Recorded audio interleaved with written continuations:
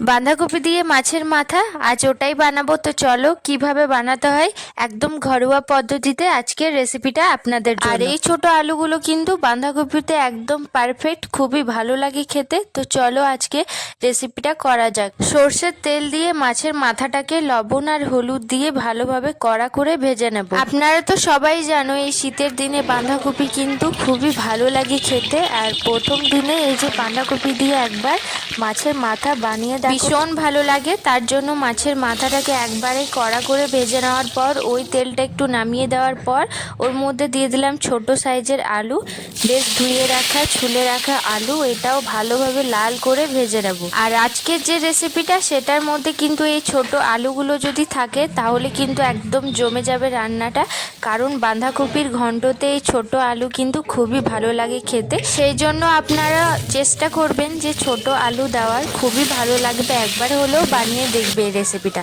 তার জন্য ওই সর্ষের তেলের মধ্যে একটু গোটা জিরে আর দিচ্ছি সর্ষে আর তেজপাতা, শুকনো লঙ্কা ফোড়নে দিয়ে ওর মধ্যে দিচ্ছি পেঁয়াজ, ক্যাপসিকাম, টমেটো দিয়ে সমস্তটা ভেজে নেওয়ার পর বাঁধাকপিটা আমি দিয়ে দিলাম। তারপর 70% পর এটা আমি ঢাকনাটা খুলে নেব।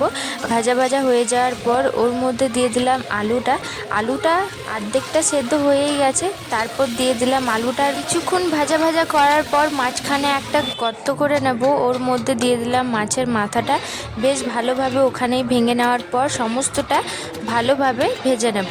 মশলাটা কষে নিয়েছি আগে থেকেই। তেলটা ছেড়ে যাওয়ার পর আমি কিন্তু বাঁধাকপিটা দিয়েছিলাম, তো মশলাটা আর কষানোর কোনো প্রয়োজন নেই। তারপর এইভাবেই আলুগুলো একটু আধ ভাঙা মতো করে নেব।